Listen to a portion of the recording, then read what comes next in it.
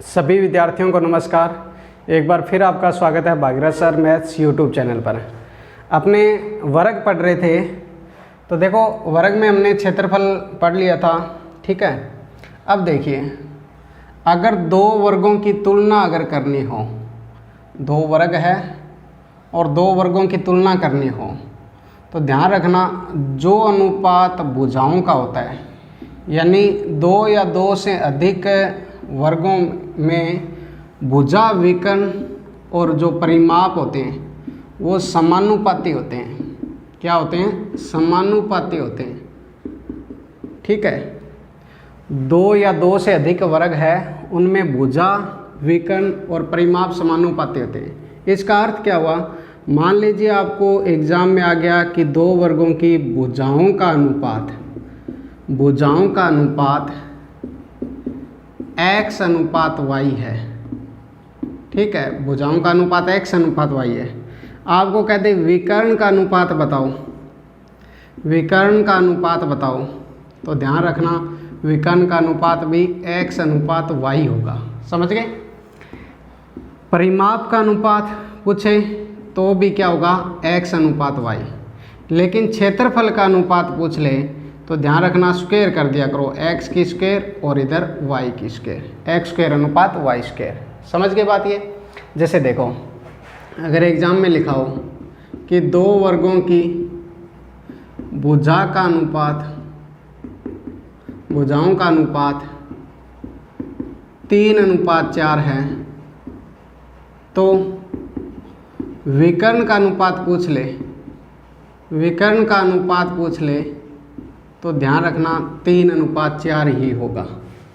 अगर आपको परिमापों का अनुपात पूछ ले तो भी 3:4 होगा। लेकिन क्षेत्रफल का पूछ ले तो 3 की स्क्वायर 9 और 4 की स्क्वायर 16, स्क्वायर कर दिया करो, 9:16 होगा। ये बात समझ में आ गई आपको कि दो या दो से अधिक वर्गों की जो अनुपात भुजाओं का होता है वही अनुपात विकर्णों का होता है और वही अनुपात परिमाप का होता है। लेकिन क्षेत्रफल का अनुपात पूछे तो आप स्क्वायर कर दोगे। ये बात समझ में आ गई? ठीक है। देखो दूसरी बात, आपको ये कह दें कि एक वर्ग की भुजा 10% बढ़ा दी जाए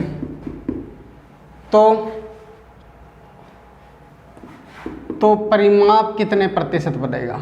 परिमाप और विकर्ण और क्षेत्रफल, इनमें कितने प्रतिशत वृद्धि होगी?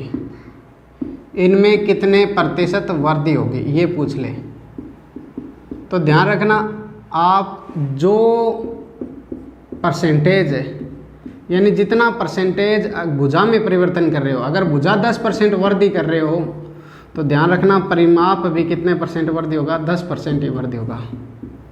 परिमाप भी 10% ही वृद्धि होगा, ठीक है। विकर्ण भी 10% ही वृद्धि होगा, विकर्ण भी 10% ही वृद्धि होगा, ठीक है। लेकिन अगर क्षेत्रफल कहे तो आप ऐसे लिख लिया करो, 100 लिख के 10% वृद्धि है तो 2 बार वृद्धि करो, 110/100, 110/100, 2 0 से 2 0, 2 0 से 2 0, 11 × 11 121, 100 लेके चले थे हम, 121 मिला तो ये 21% वृद्धि क्षेत्रफल में हो गई। 21% वृद्धि किस में हो गई? क्षेत्रफल में। ये ध्यान रखना कि भुजा परिमाप और विकर्ण इनमें तो सेम जितना परसेंट चाहे वृद्धि कर रहे हो चाहे कमी उतना ही होगा, लेकिन क्षेत्रफल के लिए थोड़ा अपने को ध्यान रखना है। जैसे एक क्वेश्चन देखो, अगर आपको कह दे कि भुजा 20% कम करनी है, अगर आपको कह दे भुजा 20% कम करनी है, भुजा में 20% की कमी, अगर भुजा में 20% की कमी है तो विकर्ण में पूछे तो भी 20% की कमी होगी, ठीक है। परिमाप पूछे तो परिमाप में भी 20% की कमी होगी। लेकिन क्षेत्रफल पूछे तो 100 मान के चलो, 20% कमी का मतलब 80/100 लिख दो, 80/100। विवृद्धि कर रहे थे तब तो 100 से बढ़ाकर ऊपर लिख रहे थे, कमी बोले तो 100 से कम करके लिख दिया करो, जितना परसेंट कम करना है। 2 0 से 2 0, 2 0 से 2 0, 8 8 64, तो 100 से 64 हो गया, तो आपको पता चल गया 36% की कमी आ गई, 36% की कमी आ गई क्षेत्रफल में। ये बात समझ में आ गई होगी आपको, ठीक है। दूसरी बात, अगर आपको वर्ग में ये पूछे कि वर्ग की भुजा 5 गुणा करें, अगर भुजा को 5 गुणा कर दें तो ध्यान रखना परिमाप पूछे भी कितना गुणा होगा, या विकर्ण कितना गुणा होगा, या क्षेत्रफल कितना गुणा होगा। तो परिमाप तो 5 गुणा ही होगा, अगर भुजा 5 गुणा कर रहे हैं तो परिमाप भी 5 गुणा होगा, विकर्ण भी 5 गुणा होगा, लेकिन क्षेत्रफल 5 की स्क्वायर गुणा हो जाएगा। जितना गुणा करें उसका स्क्वायर कर दिया करो क्षेत्रफल में, यानी क्षेत्रफल 25 गुणा होगा, क्षेत्रफल 25 गुणा होगा। ये बात अपने को ध्यान रखनी है। लेकिन इसमें एक बात और ध्यान रखनी है, अगर आपको कह दें कि भुजा 7 गुणा करें तो क्षेत्रफल कितना, क्षेत्रफल में कितना गुना वृद्धि होगी, कितना गुना वृद्धि होगी। अब देखो, भुजा 7 गुणा किया तो परिमाप भी कितना गुना होगा, 7 गुना, विकर्ण भी कितना गुना होगा, 7 गुना, क्षेत्रफल आपको पता है 7 की स्क्वायर यानी 49 गुना होगा। अब अगर आपको ये पूछता कि क्षेत्रफल कितना गुना हो जाएगा, तब तो 49 गुना होगा, लेकिन वृद्धि पूछ ले कि कितना गुना वृद्धि होगी। अगर कितना गुना वृद्धि होगी तो बताओ, 49 गुना हुआ है तो आप बताओ वृद्धि एक कम कर दिया करो, 48 गुना वृद्धि होगी, 48 गुना वृद्धि होगी थी, ठीक है। वृद्धि पूछे ना कोई चीज़ में तो एक कम कर दिया करो। जैसे आपको कह दे भुजा 7 गुना हुआ है तो परिमाप में कितना गुना वृद्धि होगी, वृद्धि पूछता तो 6 गुना वृद्धि होगी। विकर्ण में कितना गुना वृद्धि होगी, 6 गुना वृद्धि। लेकिन सीधा पूछे, वृद्धि ना पूछे, सीधा पूछ ले परिमाप कितना होगा तो सेम गुना ही होगा, 7 गुना ही होगा। विकर्ण पूछे तो 7 गुना ही होगा, लेकिन वृद्धि पूछे तो एक कम कर दिया करो। समझेगा ना बात, आप समझ गए? तो ये बात ध्यान रखनी है, ठीक है। उसके बाद देखिए वर्ग है, आपको मैं ये कह रहा हूँ कि यहाँ एक चतुर्थांश बना दें और यहाँ एक चतुर्थांश बना दें। आपको कह दे कि यहाँ एक वर्त बनाया गया है, इस वर्ग की भुजा ए है, यहाँ केंद्र मानकर ए त्रिज्या का एक चतुर्थांश बना लिया, यहाँ एक चतुर्थांश बना लिया इसको केंद्र मानकर, और यहाँ वर्त बना दिया। इस वर्त की त्रिज्या पूछ ले कि इस वर्त की त्रिज्या क्या होगी, ठीक है। दूसरा, अगर आपको ये पूछ ले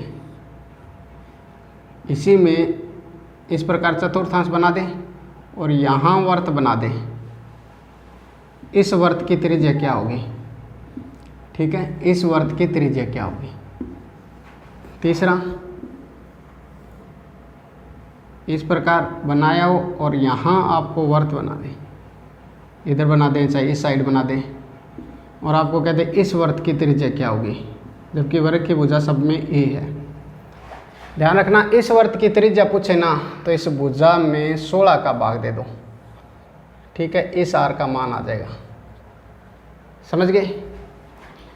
यहाँ पूछे तो 3/8 गुना भुजा हो जाएगा, ये आर 3/8 गुना भुजा होगी। यहाँ वाले वर्त की त्रिज्या 3/8 गुना भुजा होगी।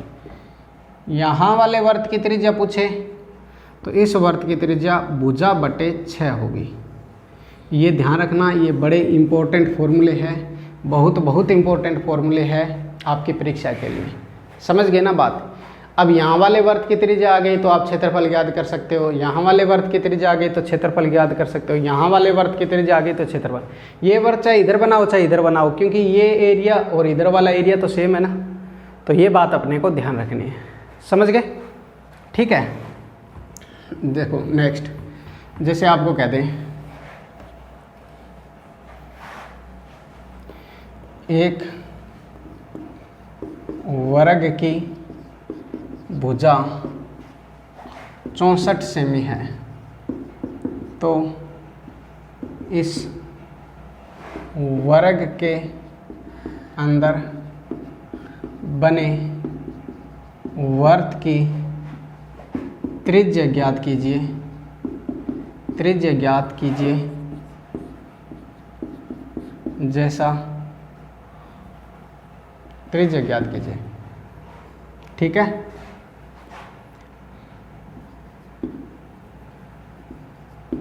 जैसा चित्र में दर्शाया गया है। आपको डायग्राम बना होगा, जैसे ये वर्त है, ये वर्ग है, इसकी भुजा आपको 64 सेमी दे रखी है। आपको कहते हैं इस वर्त की त्रिज्या ज्ञात करो। ठीक है,